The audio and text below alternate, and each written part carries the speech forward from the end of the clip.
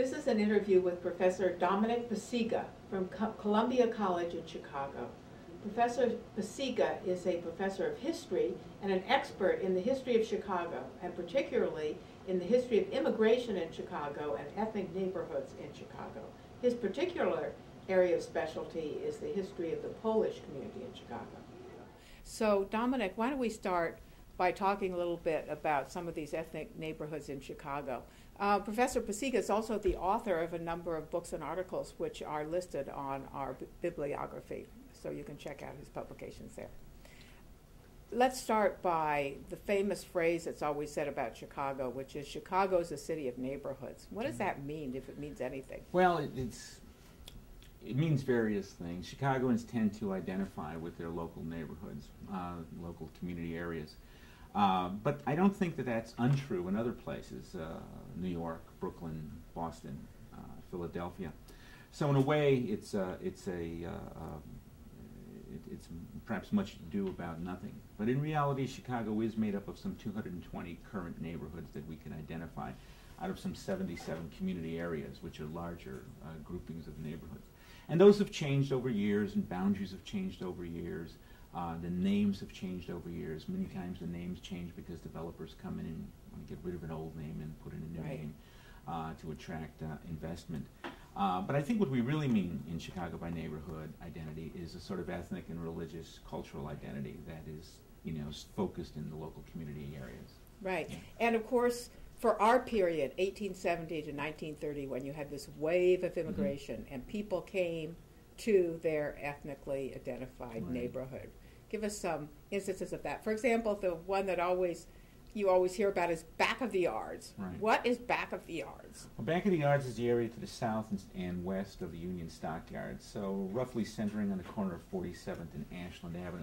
Sometimes people make a mistake and include Canaryville or Bridgeport in that name, but generally speaking, back of the yards is the area to the south and west of Union Stockyards. And it was an area that grew out of a suburb called Town of Lake, which became the center of the meatpacking industry when the Union Stockyards opened on Christmas Day, 1865. And after the opening of the yards and after the arrival of some packing houses just to the west of the yards, that is west of about Racine Avenue, or what was then called Center Avenue, and between 47th and 39th Street, you started to get small houses developing there to house local workers. And that community is probably the most studied community in the city of Chicago. There are at least 5 monographs on that community alone. And why, do you think? Why is that so of such interest? The Stockyards has a sort of attraction to it for most urbanists and so identified. Yeah. So identified with Chicago. Yeah, the whole idea of hog butchers to the world, and then of course up in Sinclair's book, The Jungle, which really focused on working and living conditions in that community. Excuse me, but also the various kinds of events, especially in the labor history of Chicago. The 1877 strikes, the 1886 strikes, 1894 during the Pullman strike, 1904 meatpacking strike, the big 1921 packing house strike, and then the CIO drives during the 1930s and 40s really made this area a focus of national attention. Let's talk some more about some of those strikes, particularly 1877 and the ones around Haymarket. And of course, it was a pretty big community then. Tell us a little bit more about that. Yeah. Well, the 1877 strike really begins in the East. It's a strike against the Baltimore and Ohio Railroad. And it's the first really national strike. And it's the first time that Americans are faced with the possibility, or at least think they're faced with the possibility of rebellion, of class warfare. The Paris Commune had happened in 1871. And one newspaper even blamed the Chicago fire on a communard. So there was always this fear of revolution, of communist revolution coming from Europe. So all these Europeans, all these new ideas flowing into the city of Chicago, it was natural for Americans to think that they would bring with them terrorism and rebellion and brimstone and fire. Yeah, very interesting. And they actually did shut down the entire National Railroad system. Right. Is that correct? Yeah, once the strike hits St. Louis, things begin to slow down, and then it closes down with Chicago. And for quite a few days, Chicago was a battleground between workers, the police, and the state militia. And a lot of that, and you can see this in your own database, revolving around Halsted Street. Yes, let's talk about that. Let's talk about that because, of course, one of the richest aspects of this database, something that researchers will find so invaluable, is the fact that it has addresses for over 10,000 homicides. Yeah. And Dominic and I have been talking about the fact that you can search the entire database for an individual street. And we looked at the Halsted cases. Right. What did you find? Tell us well, what we have here are 288 cases somehow being connected to Halsted Street between 1876 and 1930. Some of these are labor cases, some of them are not. Some of them are cases of prostitutes being killed or bar fights.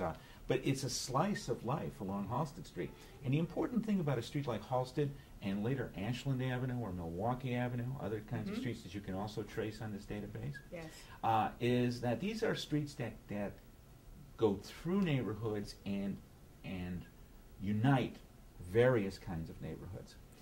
If you look at that 1877 strike, if you look at the 1886 strike, the Haymarket strikes, the 8-hour day strikes that a Haymarket revolves around, if you look down Halsted Street, you'll see that much of the interaction happens along Halsted Street, from as far north as Milwaukee. Right, there's a famous battle which takes place at about in the 1877 strike on Halsted Street. Is that does the configuration of that corner and bridge still exist? Yeah, well, actually, the bridge is still there. It's a different bridge, of course. I believe it was a wooden bridge at the time. But that bridge is where Halsted crosses the river. Also, a little bit further to the north there is where the Battle of the Viaduct took place, with about 16th and Halsted, right where the viaduct now, the railroad viaduct, goes over Halsted Street. So there's still Lumber Street is down there, and of course many of the strikers were lumber shovers. Yes. They were lumber shovers who were unskilled, for the most part, Czech and Irish lumber shover workers who were living in Pilsen or in Bridgeport just across the river. And so you have Halsted Street running through what we would call two separate neighborhoods, Pilsen and Bridgeport, and even running north up into the Milwaukee Avenue triangle. And yet Halsted Street unites all those neighborhoods in this working class struggle in both 1877 and 1886, and that becomes vivid in some of this data. So you can begin to feel and touch the lives of people. And people actually march down Halsted Street. Thousands of people march down Halsted Street. Well, even later in the garment workers' strike in 1911, etc. So Halsted Street is this sort of working class boulevard. It's not really a boulevard, but it's a working class artery, you might say, that pumps blood up and through the labor movement at the time. Well, and it's interesting the way Chicago was laid out with these big boulevards. When was that decided, and how did that layout take place? Well, you know, the important thing about Chicago, of course, is that it's laid out on a grid. And the boulevard system is added in about 1869, and it really runs on the edges of the known city at that point. But streets like Halsted Street were seen as primary ways of moving material, men, investment through a system. It's kind of like, pardon my lack of current computer expertise, but like DOS, you know? An operating system. This street makes sense. You can't really get lost in Chicago. You know where you are at all times. Even if you get on a diagonal street, if you get a few coordinates together, you can pretty much picture where you are as compared to the corner of State and Madison. Now that doesn't happen until 1909. It's in 1909 when the streets are ordered and put in some kind of logical basis. Tell us about that. Yeah, in 1908, the city enacted a reform of streets. You see, Chicago had grown by leaps and bounds. The initial Chicago runs south to about Roosevelt Road, north to about Fullerton, south to 31st Street, off to about Cicero, north to about Fullerton. This would be like after the fire? Or before the fire. Before the fire. Yeah. And then the fire comes. Right, and then you start to get annexations. The big annexation is 1889. But even before Right. the 1889 annexation, which brought into town of Leigh, Hyde Park, Rogers Park, pretty much filled the city out that we know today. Even before the great annexation of 1889, the city council decided that on the south side, the numbers would be, the street numbers, would be would conform with the town of Lake and Hyde Park numbers. So there was a reform in 1879 which took care of everything sort of south of 31st Street as far as numbering systems go. What they do, just scrap the old numbers and Sure, give everyone new numbers? or gave them numbers for the first time in 1879. Then in 1909, they decided that the entire city would come into conformation from an axis of State and Madison, and numbers would be counted off from that point on. And even the suburbs, of course, use that same system, many of the suburbs. And you have given us a reference to a website which shows how the old addresses mapped on to the new grid. Right, and they can be simply, the old addresses are listed with the new addresses. And that comes off the Chicago Historical Society website. They have these guides. And also a street change, name change guide, because Chicago streets change all the time. During World War I, for instance, there was a great move on the part of the Slavic Chicagoans, the Poles and Czechs in particular, to do away with any German name that they possibly could. Oh. So German names disappeared. I make the joke that the only German name that doesn't really is Goethe, because everybody called it Goethe, and so nobody knew it was a German name. That's right, exactly. So it remained. That's so funny. Yeah. So these street names are reflective of ethnic politics, world events, etc. But it must have been a major effort and a major change in 1909 and in, what was it, 1879? Yeah, 1879 for the south side, and in 1909, and then, but the real big change came in 1911. In the 1909 reform, the loop was left out because merchants were worried about changing their stationery, their calling cards, people finding them, etc. So they changed everything else, and the loop just stayed with the old. They left the loop out, and in 1911 they did the loop. And so there's two guides. One is to the 1909 changes, and then there's another guide to the 1911 changes. And the 1911 change guide actually has the street building names, so that if it's the, let's say, the Hamilton building, or the Marquette building, it'll have its old address for each door, and then new address for each door on the guide. So it's really very helpful. That's very useful, of course, for our database. If you're looking at cases before 1900 or before 1910, you might want to check those addresses and make sure where they are. Especially if you're doing some sort of a spot map, something like that. Yes, and I very much hope and expect that somebody will take these data from the 11,000 homicides and map them against reliable census tract information. Now, is there good, reliable census tract information for this entire period? Pretty much. I think you'll find some pretty good data, especially into the 20th century. I believe it's the 1890 census is destroyed by a fire, but throughout this period there's pretty accurate data. And then you also might want to take a look at the school census data. The Chicago Public Schools did census on different years, and some of that stuff is readily available. So it's and when you're looking at this, you can see these waves of immigration coming through. Let's see, we begin on Halsted Street, at least in 1876.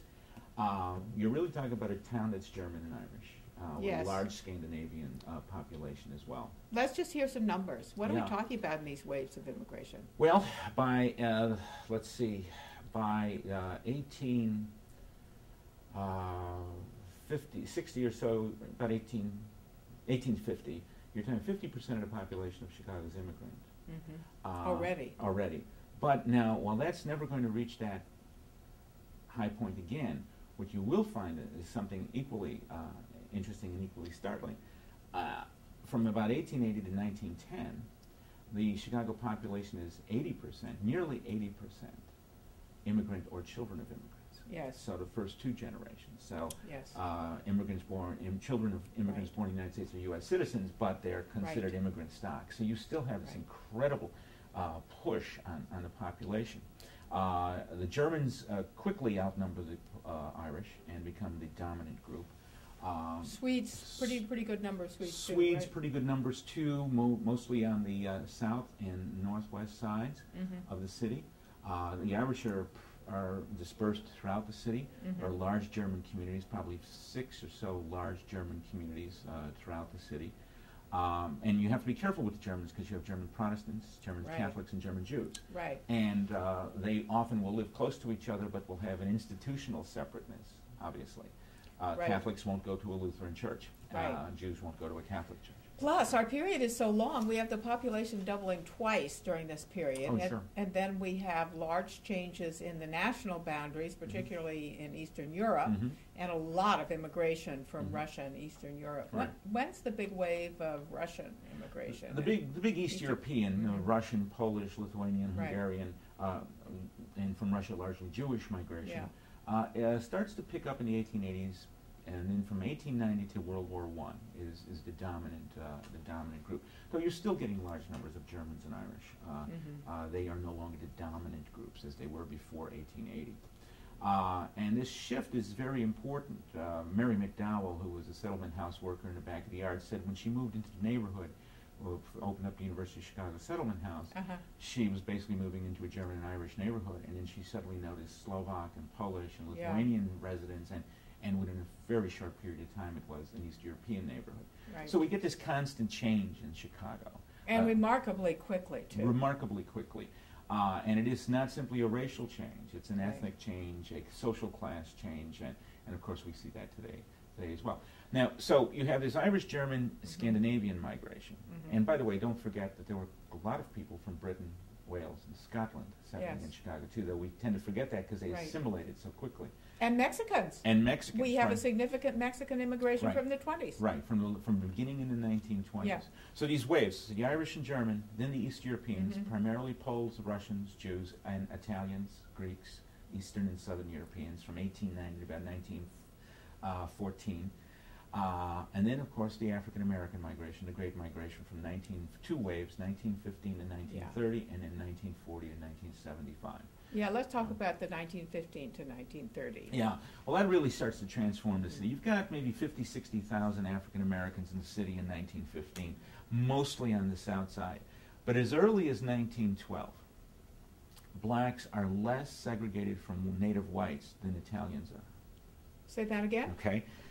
African Americans are less segregated from native-born white Americans in 1912 than Italian immigrants are. And why is that? Well, because many of them are working as domestics. Oh, and so they're living in houses or they're living close to the houses that they're going to be working on as domestics. Also, many blacks are in the service trades downtown. Boot blacks, barbers, porters, waiters, well, in our interview with the two judges, Pincham and Strayhorn, they both have wonderful descriptions about how they and their families came to Chicago. But one of the things Pincham said, which was quite intriguing, and I'm not sure I entirely understand it, is he said he came to Chicago because you could go there nonstop on the train and arrive at a railway station. Now, I assume that he was thinking of incidents where people, African Americans, would be harassed on the train or pulled off the train or something like that. Well, there were plenty of, once going south anyway on the Illinois Central, once you hit Cairo, they became Jim Crow trains. Right. And you had to get off and get on a Jim Crow car. Yes. So there was that kind of an issue. Now, maybe what he's talking about is there were some trains that, that... When did that stop? Well, that doesn't stop until quite late, I'd say. Yeah, probably not until maybe the 40s. Wow. Yeah, maybe that's what he was talking about. Yeah. He also talks, of course, about working his way through Northwestern Law School by working in the pump room and having to conceal the fact from the diners that he's a student. Really? And Strayhorn worked as a bellhop, to put himself through law school. Sure. So, yeah, that's very interesting. But of course, would those African Americans have been living in the houses where they were working? Well, in some cases, or very close by. But after 1915, you really do begin to see the development of a ghetto. Emerging, especially on the south side, especially south of Roosevelt Road, until to about 30th Street, 31st Street. And from 1915 to 1919, the black population of Chicago doubles. That's the first wave of the Great Migration. 1915, 19, yeah. Right, and that's very significant. That's very significant because the war is on. There's very little housing development, so there's a lot of housing pressure. Then, of course, there are a lot of jobs. And there are a lot of jobs, especially in the meatpacking and steel industry. Then, of course, the population doubles again from 1920 to 1930. So we get over 209, 210,000 African Americans in the city by 1930. Comes the Great Depression. The Great Migration stops, basically. There's some migration north, but very little. Come World War II, the second wave begins. And then by the end of the 1960s, you have more African Americans in Cook County than you do in Mississippi. And so there's a huge shift. So there's a huge shift. And that's part of a national, shift. The emergence of African American communities in Detroit, Philadelphia, Harlem. We go through our own Chicago Renaissance, the Motley Brothers and others, Richard Wright here. So there's this sort of cultural renaissance. Definitely. And you get the Stroll, the development of the Stroll on the South Side, from 26th Street to 31st Street. Was the Bright Lights district of the African American. What's the community. Stroll? The Stroll was basically a series of cafes, theaters, cultural institutions, and a sort of mixture of illicit and licit activities that were at the core of this community. Because if you remember, the old Levee, which was in the south part of the loop, was broken up about 1914, 1912. But you know, one of the challenges of studying this history is getting a fix on exactly where the Levee was, because there was illegal gambling in other parts of town too, and then when they shut it down, they don't really shut it down, although people say it never was the same again afterwards, and was apparently a pretty remarkable thing. I was looking at the Hull House maps that you have on your website, and on one of the maps anyway, she shows brothels. And there must be 10, 12 brothels in a row along South Clark Street. And apparently what people used to do is the women would sit in windows, and people would come in, and of course all these houses were also places where you could gamble and drink and do other things. And there were opium dens, etc. Yes, there were. So this was this was the dark side of town as far as morals and vice goes. And then after it's broken up, they push it into the ghetto. Or push most of it into the ghetto. Though you have to remember that there are also, and an important thing to bring up is that there are also red light districts in other parts of the city. For instance, Ashland Avenue and this back of the yards from about 42nd to 45th Street, there was a good deal of prostitution, what was called Whiskey Row. It was true also in certain parts of Clark Street on the north side and Broadway. And that would have been true, I think, of any large city in America, right? But the famous one was the Levee, Little Cheyenne, on the south side. And of course, when that's broken up, you can't even find an official piece of paper which orders the breaking up. As far as I've been able to determine, there was no law passed, there was no city council resolution. Somebody gave an order to the police to go in one day after the police had said that they were never going to go in there, that it was a standing order of the police that they weren't going to go in there. Well, Chicago politicians have had a relationship with vice and the underworld throughout most of its history. Carter Harrison had a lot of support from that district. The two aldermen who ran the Levee were Bad House John Coughlin and Hinky Dink Kenna. Bad House John was about 6'6", weighed about 300 pounds, liked to wear Kelly green suits.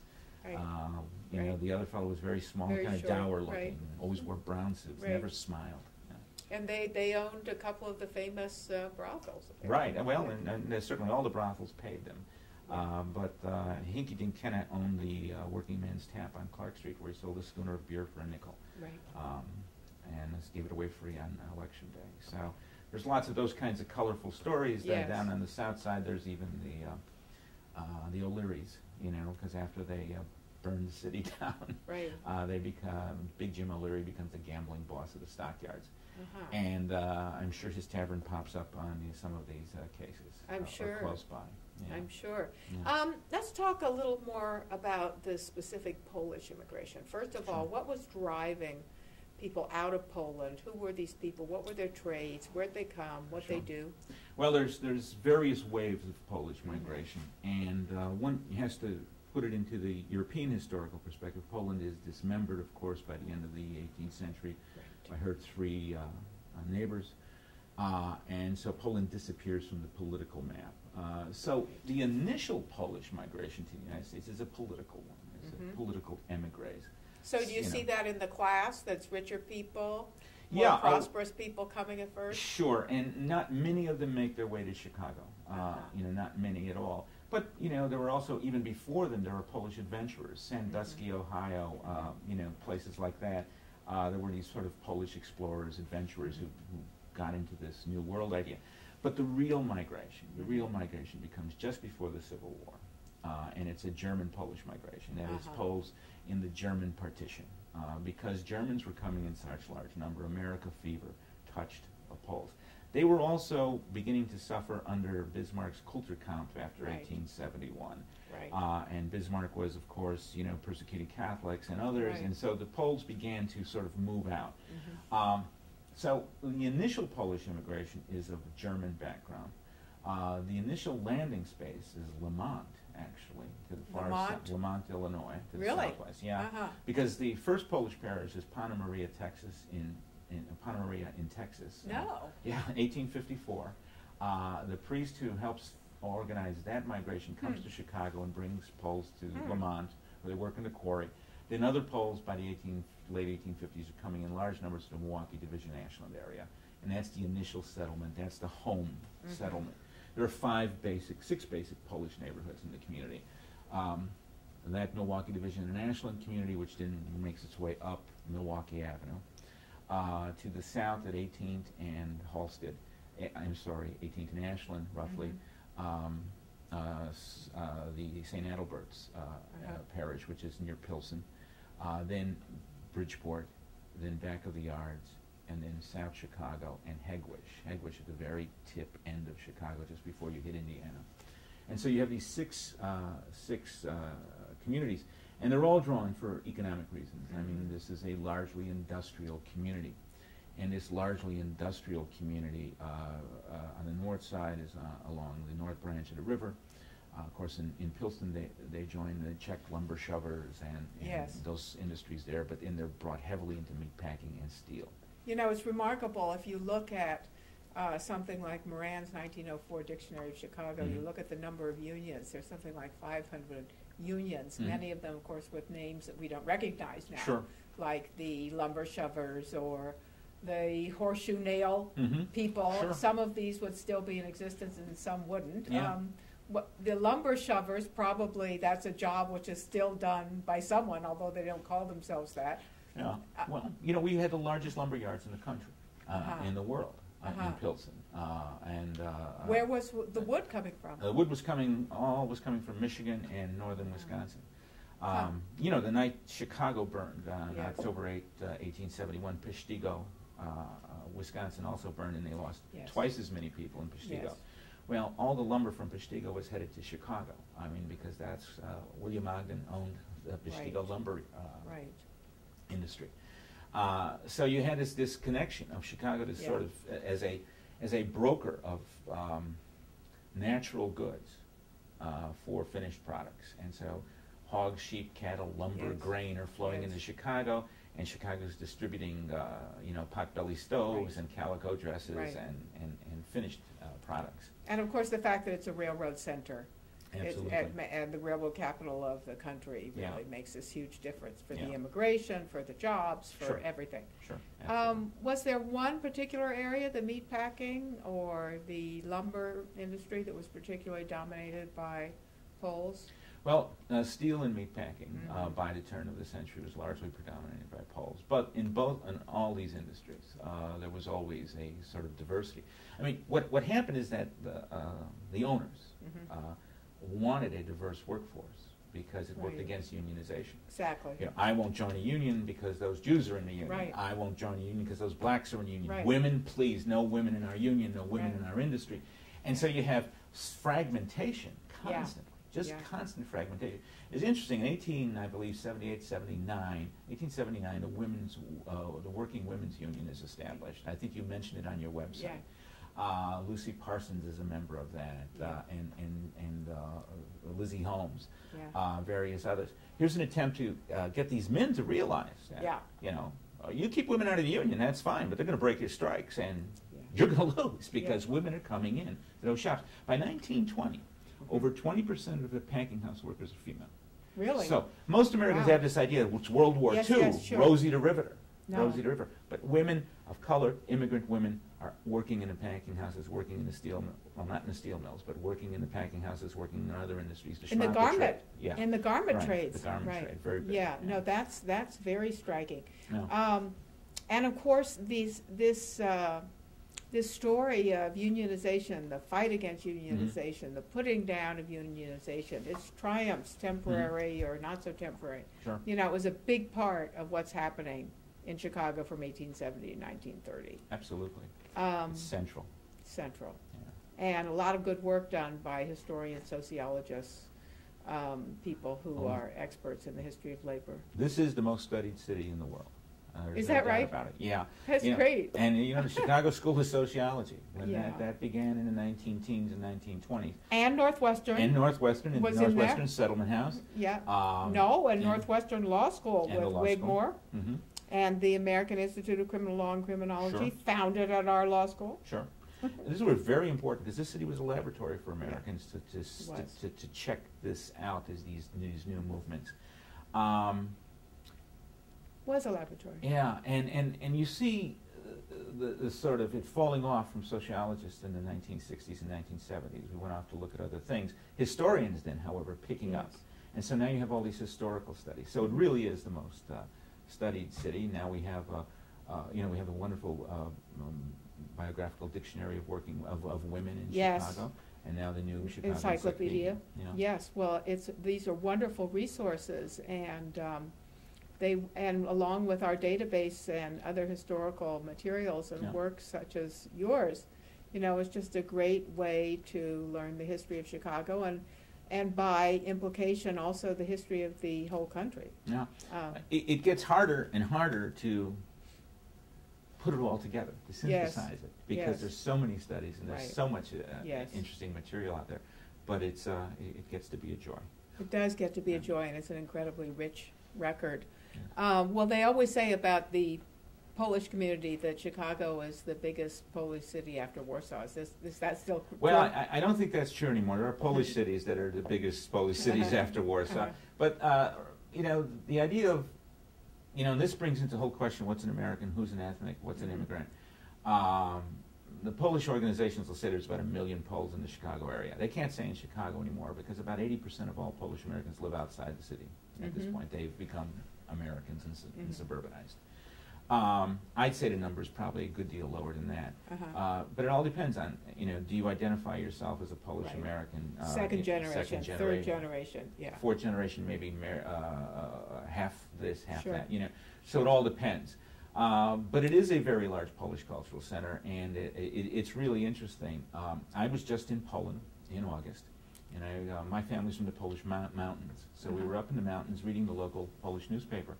And the local Polish newspaper in the mountains had a section on Chicago, news from Chicago. Really? And then it had a whole real estate section in Chicago. Really? Lawyers, immigrant lawyers, delicatessens advertised, so that when you're in Chicago, you know where to go.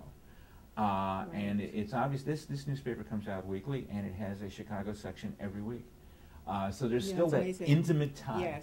Because, we're now in another big migration from Poland. Yes. In the 1990s, correct. The largest legal immigrant group were the Poles. The second largest legal immigrant group were the Mexicans. The largest illegal immigrant group were the Mexicans. The second largest illegal immigrant group were the Poles. And so they just sort of flip-flop on this. And so they still play an important role in the city. Very important, very important. And of course, what you described was very much the pattern of how people came in the 19th century and after the turn of the century. There would be contacts back home, and you would read in Alabama about where you had to go, and we have many, many descriptions of people arriving at the big Central Railroad station, being met by their relative or friend, and being taken off to work in the factory or the restaurant or the bar. Well, there's this whole chain migration that takes place. Very important. It's a very remarkable phenomenon. Yeah. Let's talk a little bit about the street railroads and the battles over the street railroads and how that affected neighborhoods and immigrant groups. Well, of course, you have, before 1947, 1948, the transit system in the city was privately owned. There had been a long struggle to have the city own the system, and unsuccessful until finally the system was basically bankrupt after World War II, and then it went to the government. Really? It's that late? Wow. It's 1948 or so. Wow. Yeah. Where in other cities you have municipalized transportation in a much earlier date. And in Chicago you had a north side system, a south side system, and a west side system, and then the L, and then finally the L opens up in the 1890s for the Jackson Park World's Fair, for the Columbian Exposition. And the inner loop is about 1897, called the Union Loop, which allows other L's to come into the downtown and use those tracks, as well as the South Side Alley L. So you have this mass transportation system, and it's really, if you take it by a period, the earliest transportation, of course, is by omnibus, which is very expensive. That would be a horse-drawn carriage. Carriage with 50 people in it, something like that? No, maybe more like 12 or 15. 12 or 15. Yeah, okay. And it starts in Paris, and it's sort of like a bus. It makes regular stops. You pay, you get on, and so forth. Too expensive for most working people, so you still have a walking city. 1859 come the horse-drawn streetcars. And that gets you traveling about 5 miles an hour, so you can start to see the city sort of expanding past the walking distances. 1881, the cable cars. Now, they invent the cable cars in San Francisco, but we have the largest cable car system in the world by the end of the 1880s. And by the end of the 1880s, we're getting rid of the cable cars and turning to the electric streetcar system in the 1890s. You still have horse-drawn streetcars into 1915 or so, 1916, but it's the electric cable cars that really become the sort of ideal urban system. Of course, after World War II, we decide we're going to get rid of all these cable cars, or get rid of all the streetcars, the electric streetcars, and replace them with these buses because gas is so cheap. Right. Well, guess what? Guess what? People are putting back in streetcars, and there have been various proposals to put streetcars back in the city of Chicago. Now, by streetcar, you mean the thing that looks like a bus. It runs on a rail, and it has the electric connection over the top to an electric wire. And those trolleys were fuel efficient. They were pretty easy to maintain. They were loud and noisy. They don't have to be. The ones in Paris are quiet. They had rubber wheels. But ours had metal wheels, and they clanged a lot. But nevertheless, a very efficient system that we got rid of. And the L system, of course, which was larger than it is today. Some parts of it have been pulled down now, and now other parts have been added, especially down the Eisenhower and the Dan Ryan Expressway. Not really an L system, but a rapid transit system. To the airport. And the New Orange Line. But that L system was very important, once again coming out of the New York experience, and where it was first developed. Yeah, tell us more about that. Yeah, well, New York was faced with these problems before Chicago was. When Chicago was a little town of 500 people, New York had 400,000 people already. Wow. The real shock story is how Chicago almost catches and passes New York by the end of the century. And then there's New York's annexation of Brooklyn and Queens and Staten Island in order to keep its population ahead of Chicago's. There's kind of a competition going on there. Yeah, the Great War is between New York and Chicago, and then also Chicago and St. Louis. Oh yeah, Chicago and St. Louis, and even Chicago and Milwaukee, Chicago and Cincinnati, lesser. But yeah, very much competition. There's a lot of competition between cities in the 19th century. Who's going to be the big one? Who's going to be the great city of the West? Is it going to be Galena, which is a major competitor of Chicago's? I think we can say unequivocally that Chicago has won against Galena. Yes, we've won against Galena, probably against St. Louis and Milwaukee too. It still goes on with regard to New York. Yes, it'll always go on with New York. It's in a lot of ways it's a father-son or mother-daughter relationship. There's a competition here. We were born of New York money, born of New England and upstate New York entrepreneurs. If you look at the original Yankee migration, the migration that goes from about 1830 to about 1850, the Fields, Wentworths, all these people are from either upstate New York or New England. And they're all coming through the Erie Canal to the Great Lakes, and they're coming into Chicago. Yeah. It's the opening of that Erie Canal. Yes. It's the umbilical cord that allows Chicago to grow, and Right. the umbilical cord leads to New York. And most Chicagoans hate when I say that, but it's true. Yeah. And you have to look at it that way. We still have that relationship. Right. You know. And the railroads. And the railroads. Right, yeah. You know, our first railroad, the first train, the Pioneer, we bought secondhand from the Michigan Central Railroad, which bought it actually from the New York Central Railroad. So it's sort of just moved its way west. Right. And then when the strikes come, of course, they come along the railroads. They come across the railroads. When the unionization movement comes, it comes through the railroads along the canal. Now, when does the canal kind of taper off and be less important? Well, you know, the canal opens in 1848, the same year that the first railroad opened. So right from the very beginning, the railroad is there. But the canal provides an important, connection to the West well into the 20th century. Not sure exactly when it completely falls off, because then it's replaced by the Chicago Sanitary and Ship Canal, which opens in about 1900, and also is an important, you know, so that your lake traffic still remains very important. You know, Chicago's the busiest port in the 1880s. Chicago's the busiest port in the United States, busier than New York. No. The only thing is the ships coming into Chicago are small, and the ships coming into New York are huge, because they're ocean liners. I see. Right. But one of the reasons that the north side doesn't grow as quickly as the south side is because the bridges are always up, and you can't get across the river.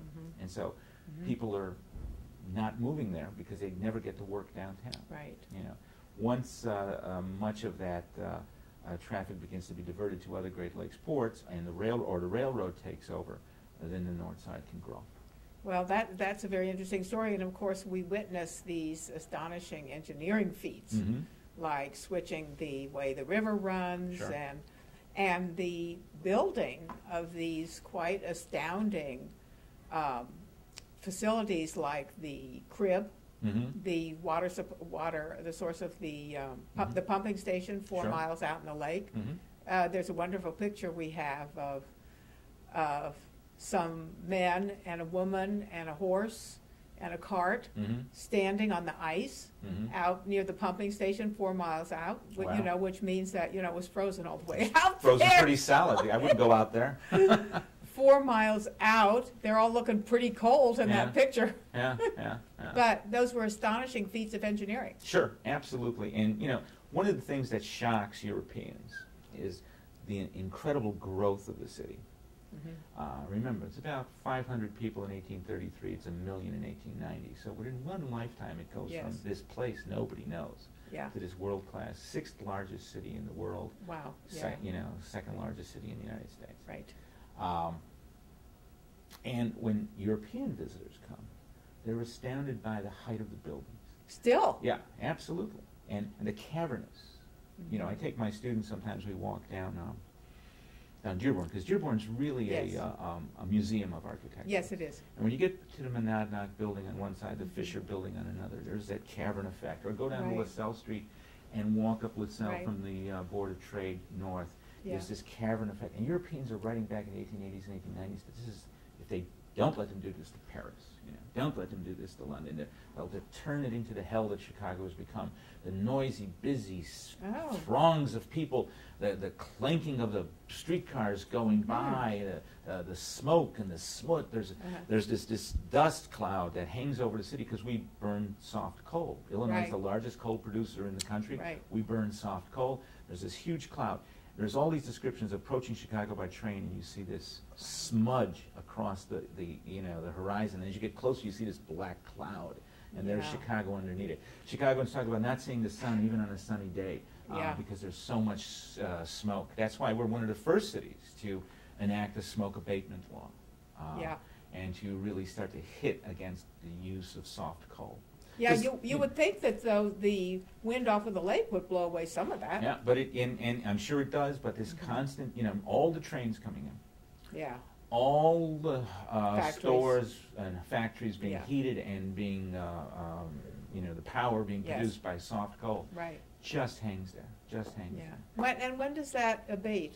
It begins to break down after 1910 or so, 1920. Because of efforts on the part of the city. There's all these reformers. Governors. You know, you've got all these progressive reformers who are pushing for this changes. Yeah. Women's clubs are very involved in this.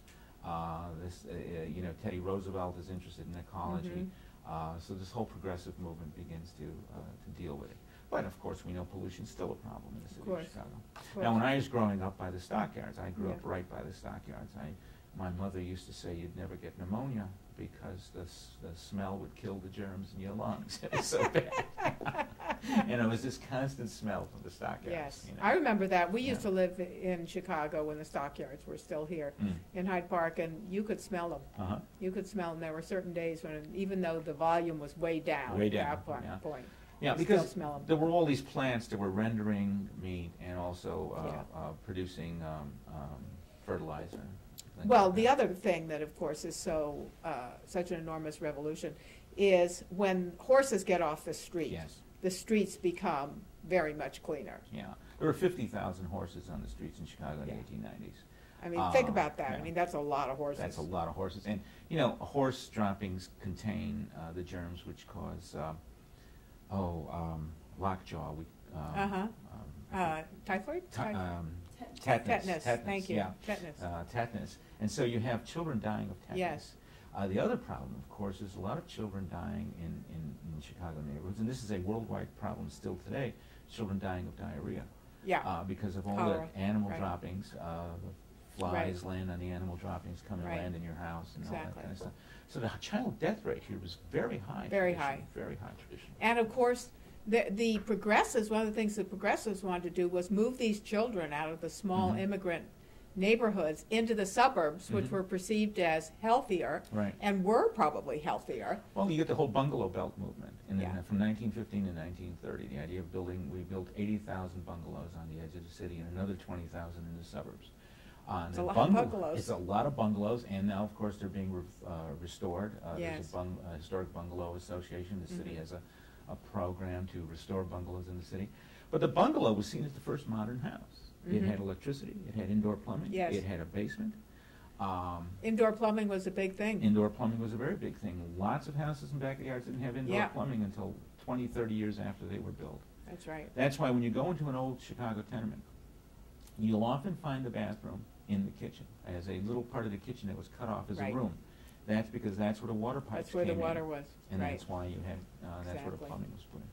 Yeah, those are always very interesting. And these pictures of the tenements, and it's amazing how much good photography there is of the neighborhoods in these places. As the most studied city, it's one of the most photographed also. Yes. Because actually progressive reformers, people like Jane Addams, people like Mary McDowell, were very interested in a photographic record to show you how bad things were. Because how do you tell somebody living in Hyde Park that 15 minutes away on a streetcar, children are dying at a rate 10 times the rate that their children are dying, and why?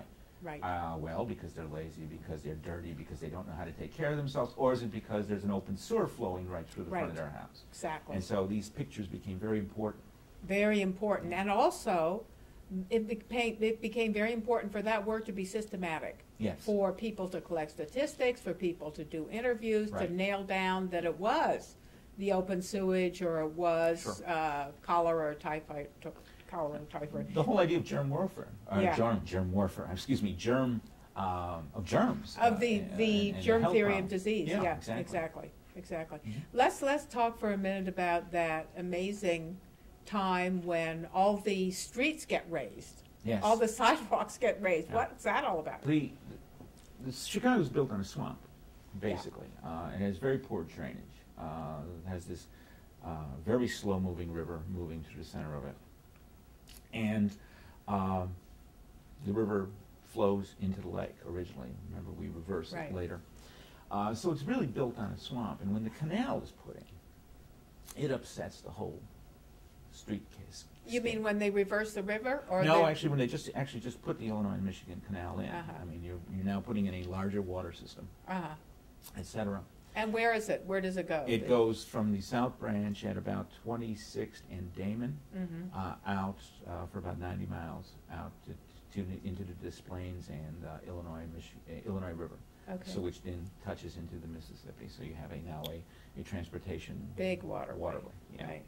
It's not as big as the Erie Canal, but it certainly is important. Well, the Illinois and Michigan Canal is opened in 1848. It begins construction in 1836, but there's a depression and it's slowed down. The canal, the river, the harbor, all sort of changed the landscape of the city. And Chicago, being a swamp in the first place, is a very muddy city. So the streets are extremely muddy.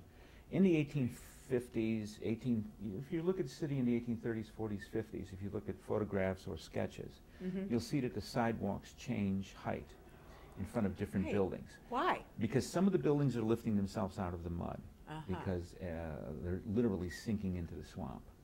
And so something had to be done so that the grade was level. And so were the streets also sinking? Well, the streets were low.